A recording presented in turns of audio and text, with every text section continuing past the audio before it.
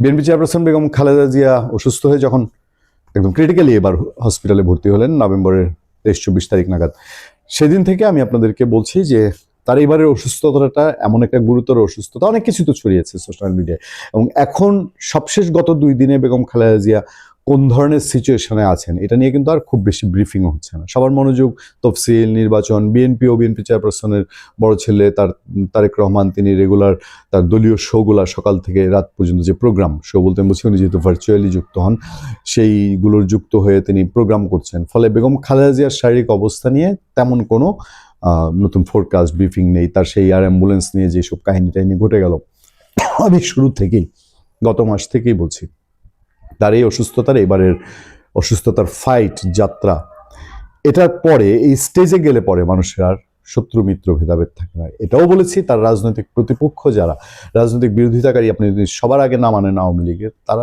সবাই এই মানুষটার, তার সুস্থতা, তার আরাম, তার সবকিছুর যেন সমাধান খুব শান্তিতে হয়। আমরা আমাদের পরিবারের পিতা মাতা, দাদা দাদি, নানা নানি, তাদের জন্য যেমন মনে করি, বা আমি আমার নিজের ক্ষেত্রে মনে করি যে আল্লাহ তুমি আমাকে যখন তুলে নাও তখন আমাকে শান্তিতে তুলে নিও। বেগম খালেদা জিয়ার জন্য সারা দেশের মানুষ প্রার্থনা করেছেন, এবং তার জন্য শেষতক খবর পাওয়া গেছে যে তার সারা জীবনের, যদি বলি চিরপ্রতিদ্বন্দ্বী রাজনৈতিক বিরোধী শেখ হাসিনা, তার খবরও পাওয়া যাচ্ছে যে শেখ হাসিনা নিজেও বিএনপি চেয়ারপারসন এবং খালেদা জিয়ার জন্য দোয়া চাইছেন। খবরটা বাংলাদেশের পত্রপত্রিকা এসছে, ইন্ডিয়ার পত্রপত্রিকার বরাত দিয়ে, ইন্ডিয়ার সংবাদ মাধ্যমে বরাত দিয়ে, যে বিএনপি চেয়ারপারসন ও সাবেক প্রধানমন্ত্রী খালেদা জিয়ার স্বাস্থ্য সংকট নিয়ে গভীর উদ্বেগ প্রকাশ করেছেন তার রাজনৈতিক চিরপ্রতিদ্বন্দ্বী, ভারতে অবস্থানরত আরেক সাবেক প্রধানমন্ত্রী শেখ হাসিনা। ভারতের বার্তা সংস্থা IANS-কে ইমেইলে দেয়া এক সংক্ষিপ্ত সাক্ষাৎকারে তিনি বলেন, বেগম জিয়া অসুস্থ এটা জানতে পেরে আমি গভীরভাবে উদ্বিগ্ন, তিনি যেন সুস্থ হয়ে ওঠেন সেই প্রার্থনা করি।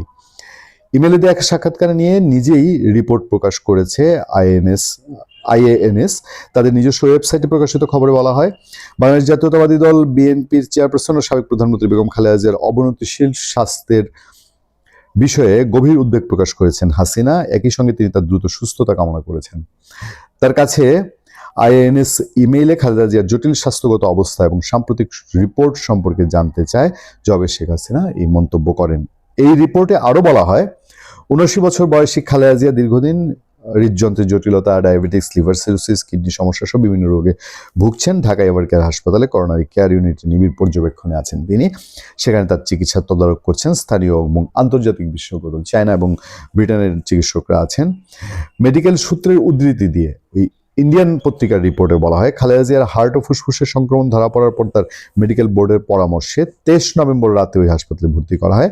অবস্থার অবনতি হলে 27 নভেম্বর সিসিউতে স্থানান্তর করা হয়। সেখানে সার্বক্ষণিক পর্যবেক্ষণে আছেন তিনি। ইতিমধ্যে উন্নত চিকিৎসার জন্য তাকে বিমানে লন্ডন নেওয়ার পরিকল্পনা বিলম্বিত হচ্ছে, মানে ইতিমধ্যে এটা বাতিল হয়ে গেছে। যাক, বাংলাদেশের রাজনীতিতে একটা বাংলাদেশের মানুষ আফসোস থেকে যাবে। এই আফসোসটা হলো, এই যে জীবন সায়ান্নে এসে আমি সভাপতি শেখ হাসিনারও বয়স কম না, দুজনের এই শেষ যাত্রা তো একটাই, শেষ ডেস্টিনেশন একটাই। সেখানে এসে তারা একে অন্যের জন্য উদ্বেগ প্রকাশ করছেন। শেখ খালেদা জিয়া এর আগে বোধহয় বলেছেন যে শেখ হাসিনাকে তিনি তার নামে আল্লাহর কাছে বিচার দিতে চান, আসিফ নজরুল যেটা জানিয়েছিলেন।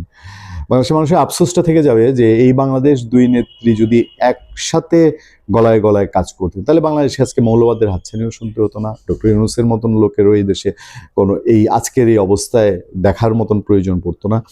এবং এই বাংলাদেশ আওয়ামী লীগ বিএনপি দুই ভাগেই বিভক্ত। এখানে এখন আর যত কিছুই বলেন, টোটাল বিভক্তিটা আওয়ামী লীগ বিএনপি, এবং দুই নেত্রীকে বাংলাদেশের মানুষ 90-এর পরে আর একসাথে বাংলাদেশের কোনো জাতীয় সংকটে একত্রিত হতে দেখলো না। এটাই বোধহয় বাংলাদেশের মানুষের সবচেয়ে দুর্ভাগ্য। ফলে শেষ সময়ে এসে, জীবন সায়ান্নে এসে অকে অন্যের জন্য উদ্বেগ জানানো, উৎকণ্ঠা জানানো, এটা শুধু রাজনৈতিক কিছু প্রভাব পড়তে পারে, রাজনৈতিক খোরাক হতে পারে, কিন্তু কাজের কাজ দেশের জন্য আর কতটুকু কি। নিশ্চয়ই বিএনপিও এর মধ্যে কিছু তির্যক কথা বলবে, আওয়ামী লীগের লোকজন বলবে, সোশ্যাল মিডিয়ায় এসে লেখালেখি হবে। কট্টর আওয়ামী লীগ বিএনপি, যে বলি যে লজিক্যাল না ইলজিক্যাল বা ইমোশনাল আওয়ামী লীগ বিএনপির সাপোর্টার, তারা এটাকে আবার রঙ্গরসের পাত্র করবে। এই যে শেখ হাসিনার হয়তো তার নিজের মন থেকেই তিনি হয়তো দোয়া করছেন, আর এই বয়সে সে একটা মানুষের সৃষ্টিকর্তার কাছে দোয়া চাওয়ার বিষয়টার তো ফালতু কোনো বিষয় হয় না। কিন্তু দেখবেন যে এটা নিয়েও রাজনৈতিক বাংলাদেশে মানে দুইটা মেরুর সমর্থকদের মানসিক অবস্থাও এমন জায়গায় যে একে অন্যকে কাদা ছোড়াছুড়ি করতে ছাড়বেন না। এবং বেগম খালেদা জিয়া তার শেখ হাসিনার জন্য এবং শেখ হাসিনা বেগম খালেদা জিয়ার জন্য দোয়া করতে পারেন, এইটাই দেখবেন যে তাদের সমর্থকরা নিজেরা খালেদার জন্য হাসিনার দোয়া। শেখ হাসিনার উদারতা তিনি বেগম জিয়ার জন্য দোয়া করছেন। আবার বেগম জিয়ার জন্যও হয়তো তার দলের তারা মনে করেন যে তিনি আজকে, অনেকেই বলেন যে আজকে এই সম্মানের জায়গায় থাকবেন, এটা শেখ হাসিনা কোনোদিন কল্পনা করেন না। এই প্রতিযোগিতা দেখতে দেখতেই হয়তো তাদেরকে আমাদের এই বিদায় থেকে এই দুনিয়া থেকে বিদায় দিতে হয় কিনা, বা আমাদের তাদের আগে বিদায় নিতে হয় কিনা। ভালো থাকবেন, সুস্থ থাকবেন। আপনার সাথে আমি আতিক রহমান, পূর্ণিয়া।